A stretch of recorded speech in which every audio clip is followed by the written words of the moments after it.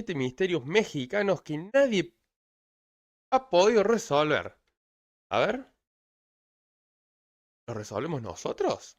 Historia, México ha sido escenario de algunos hechos misteriosos, inquietantes e inexplicables. En este video te vamos a contar las historias detrás de algunos de ellos, los cuales hasta el día de A hoy ver, a ver, a ver, a ver, siguen a ver, sin a ver. tener una A ver. respuesta. Así que pónganse cómodos y apaguen la luz, porque estos son 7 misterios mexicanos sin resolver. Te recordamos que este contenido también lo puedes encontrar en formato de audio en Spotify o tu plataforma de podcast favorita, donde estamos como Mundo Creepy. ¿Qué tal? Buenos días, tardes o noches. Los saluda su amigo Buenos días, buenas tardes, buenas noches. Masketman. Sean bienvenidos a Mundo Creepy y aquí comenzamos.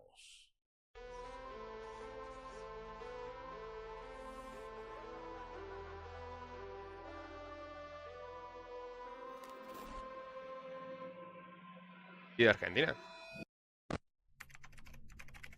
El incidente ovni de Ciudad Pemex. En 1973, en el estado de Tabasco, más específicamente en Ciudad Pemex, se registró uno de los incidentes ovni más misteriosos de la historia de nuestro país. ¿Se ve clarito, amigo? Ciudad Sí, esa es la Pemex es foto. una localidad en el municipio de Macuspana, Tabasco. Fue creada en la década de 1950 como un campamento petrolero para los trabajadores de petróleos mexicanos, debido al descubrimiento de importantes yacimientos de gas y petróleo en la región. La noche del 1 de junio de 1973, una intensa tormenta eléctrica azotó la región, pero según testimonios, no se trataba de una tormenta normal, pues esta tenía relámpagos de colores inusuales, lo que le daba un aspecto un tanto inquietante. La tormenta también provocó múltiples apagones que afectaron a los habitantes. Testigos describieron la presencia de luces que se movían de un lado a otro entre los relámpagos, similares a bolas de fuego de diferentes colores que parecían danzar entre los rayos. Pero eso no fue todo, pues según relatos de vecinos, en medio de todo este caos de lluvia, relámpagos y luces extrañas, un objeto volador no identificado comenzó a descender frente a las miradas atónitas de diversos testigos, aterrizando en una ranchería cercana.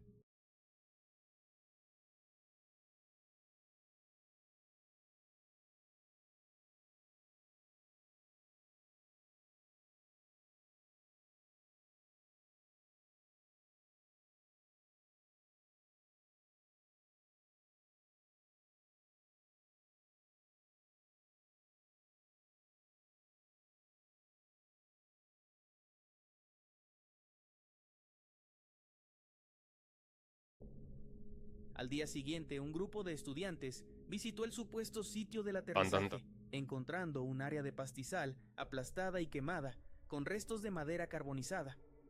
Uno de los estudiantes, llamado Héctor Sastre, informó haber hallado huellas similares a las de un ave de gran tamaño, con dimensiones de entre 10 y 32 centímetros.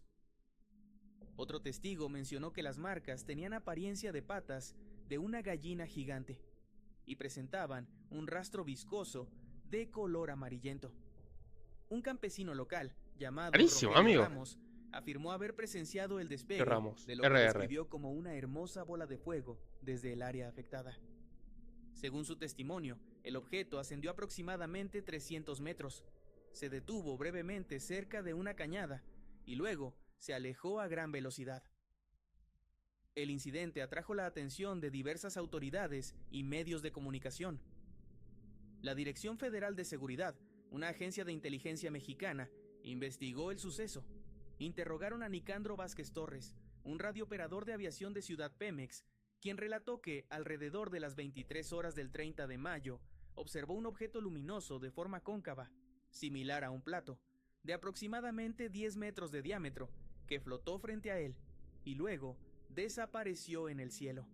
Man. Posteriormente, junto a dos compañeros, avistaron una figura humanoide de más de 2 metros de altura, vestida de blanco o plateado, que se desvaneció en la maleza cercana. Tras el avistamiento, se reportó la presencia de individuos vestidos de negro en la zona. Estos individuos supuestamente interrogaron a los habitantes y recopilaron información sobre el incidente.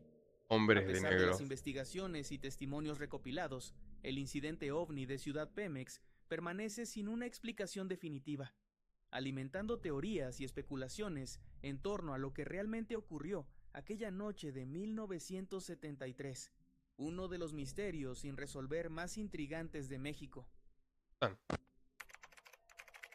El Pero vuelo desapareció. desaparecido del Cuatro Cuatro vientos Vientos. 93. Continuamos este viaje 9:33. por lo desconocido con el extraño incidente del Cuatro Vientos, un avión español que desapareció misteriosamente en cielos mexicanos. En 1932, el capitán de ingenieros Mariano Barberán y Tros de Hilarduya tuvo una idea ambiciosa: cruzar el Atlántico sin escalas en avión desde España hasta las Antillas, con la intención de estrechar lazos entre España y América Latina.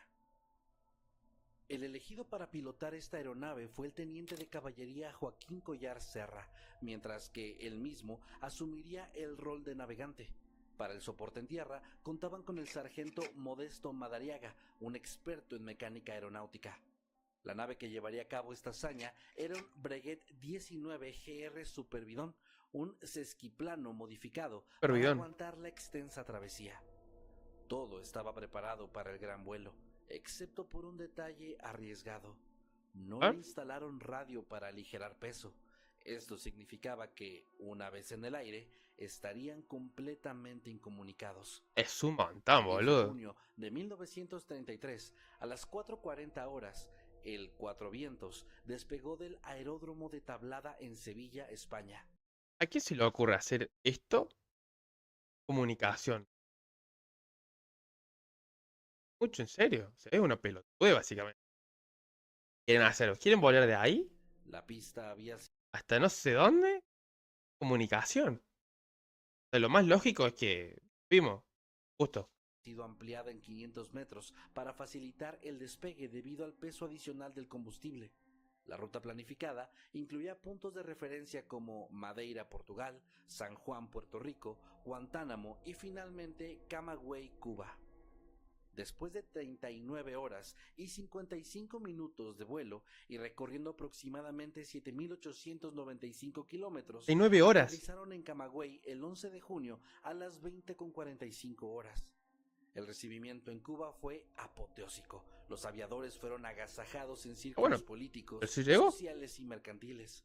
Durante su estancia, Madariaga reparó una grieta en el depósito central del avión. También visitaron el observatorio de Belén, donde el padre jesuita Mariano Gutiérrez Lanza elaboraba partes meteorológicos. A pesar de las advertencias sobre condiciones climáticas adversas, decidieron continuar con su plan de vuelo hacia México.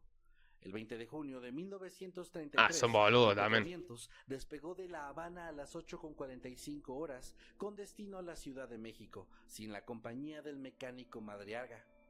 Se esperaba que el trayecto de 1920 kilómetros tomara aproximadamente unas 12 horas. Durante el vuelo, la aeronave fue avistada sobre varias localidades, pero el último avistamiento confirmado ocurrió cerca de Villahermosa, en el estado de Tabasco. A partir de ese momento, se perdió todo rastro del avión y de su tripulación.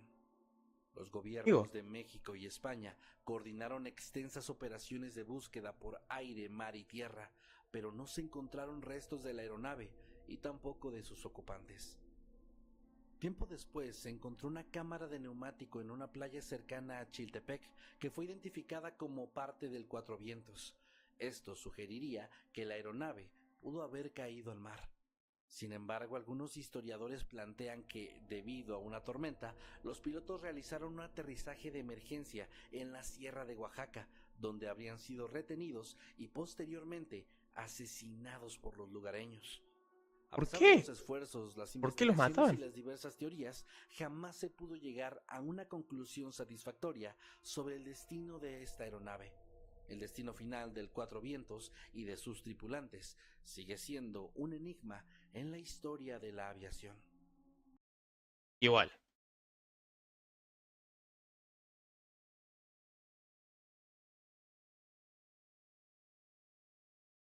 A ver. Es poco serio. Va a ser semejante travesía. Encima llegaste muy lejos. Fíjate que va a llover, va a estar complicado el clima. No salgas, salís igual. O sea, lo más mal es que pasa esto también. Estaban jugando con la suerte. Es como, desde que empezó la historia, era obvio que iban a desaparecer. Era obvio que iban a... Ha sido sorprendente que no desaparezcan. Vuelan, comunicador. Segundo, logran llegar hasta Cuba y le dicen, flaco, o sea, la mejor, pero va a haber un clima de mierda. No salgas ahora. Salen ahora. Boludo, o sea, era obvio. Era lo más lógico. ¿Qué pretendes?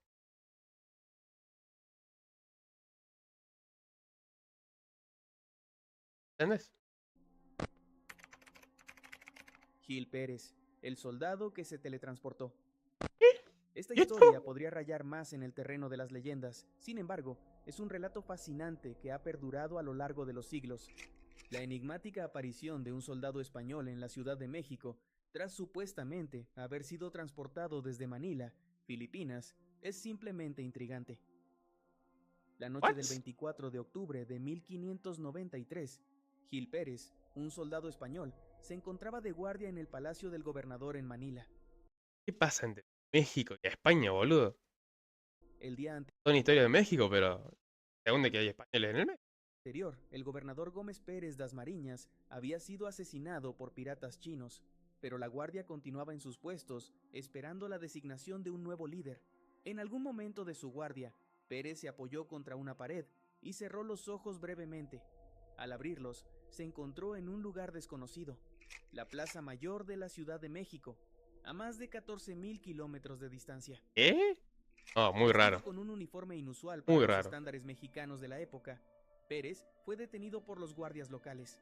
Al ser interrogado, afirmó ser un soldado al servicio del gobernador en Manila y mencionó el reciente asesinato de este, noticia que aún no había llegado a México debido a las limitaciones en las comunicaciones de la época. Las autoridades, escépticas ante su relato y considerando la posibilidad de deserción o incluso brujería, lo encarcelaron mientras investigaban su historia. Meses después, un galeón proveniente de Filipinas arribó a México, trayendo consigo la confirmación del asesinato del gobernador. Además, uno de los pasajeros reconoció a Pérez y afirmó haberlo visto en Manila el 23 de octubre de 1593, un día antes de su aparición en México. Estos testimonios llevaron a las autoridades a liberar a Gil Pérez y permitirle regresar a Filipinas. El fraile Gaspar de Rarísimo. San Muy Agustín raro. Muy raro. registraría este suceso tan extraño en 1698, donde relata la conquista de Filipinas y menciona el suceso como un hecho real. El folclorista mexicano Luis González Obregón incluyó la historia en su colección de 1900 titulada México Viejo, noticias históricas, tradiciones, leyendas y costumbres. A lo largo de los años, se han propuesto diversas explicaciones para este fenómeno. ¿Eh? Algunos Dame. investigadores de lo paranormal sugieren que Pérez experimentó un caso de teletransportación espontánea. Otros especulan que pudo haber sido víctima de una abducción alienígena, siendo transportado de un lugar a otro. Muchos historiadores consideran que la historia es simplemente una leyenda urbana, resultado de la tradición oral y la fascinación por lo inexplicable. Independientemente de su veracidad, la leyenda de Gil Pérez continúa siendo un relato intrigante y misterioso de la historia de México. Fuerte. Habitantes, nos vemos este sábado 5 de abril a las 6 p.m. en la librería El Entusiasmo en Jalapa, Terror. Toda la información, nos vemos. El La gente- agente 10B. Onda. Muchos no lo saben, Es pero vi- México también tiene historias de espionaje que parecen sacadas de la ficción. La historia del agente 10B es un relato envuelto en misterio, protagonizado por un espía cuya identidad permanece desconocida hasta el día de hoy. Su labor fue crucial para salvaguardar la soberanía de México durante una época de tensiones con Estados Unidos en la década de 1920. Tras la Revolución Mexicana, el país se encontraba en un proceso de reconstrucción bajo la presidencia de Plutarco Elías Calles.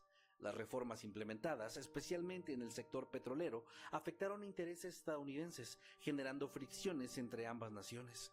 En este ambiente de incertidumbre surgieron temores sobre una posible intervención militar de Estados Unidos en México. Entre Básicamente nada raro. 1925 y 1927, un individuo identificado únicamente como Agente 10B comenzó a enviar informes detallados al gobierno mexicano. Se desconoce su nombre real, género y nacionalidad, pero su acceso a información confidencial estadounidense era evidente. Durante este periodo, remitió más de 300 el verdadero documentos vigilante clasificados y aproximadamente 7,000 memorándums, revelando planes de intervención militar por parte de Estados Unidos.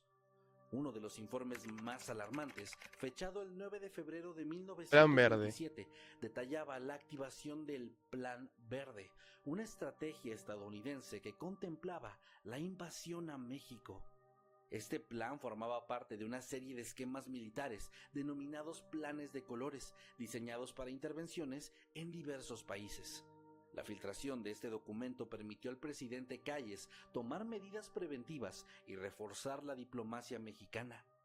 Consciente de la gravedad de la situación, Calles optó por una estrategia audaz. Envió copias de los documentos filtrados directamente al presidente estadounidense Calvin Coolidge, acompañadas de una nota que expresaba la buena voluntad de México al devolver la información obtenida. Esta acción sorprendió a la administración americana y llevó a una reevaluación de sus planes hacia México.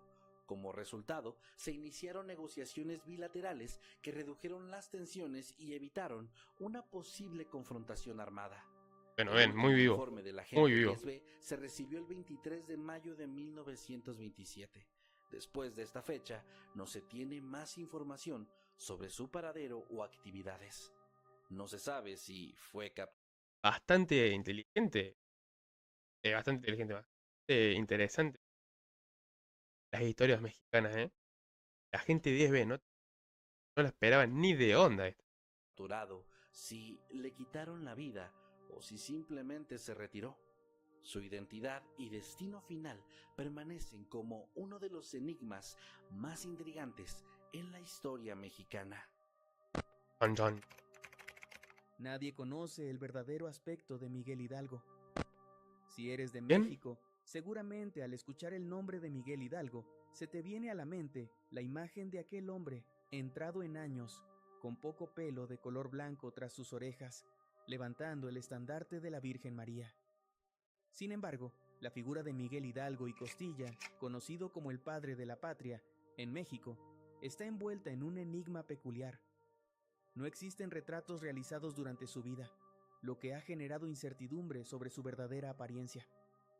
Las representaciones que conocemos hoy son interpretaciones posteriores a su muerte, basadas en descripciones y testimonios de quienes lo conocieron. Durante el periodo colonial, era común que personajes prominentes fueran retratados en vida. Sin embargo, en el caso de Hidalgo, no se conocen pinturas o ilustraciones realizadas mientras vivía.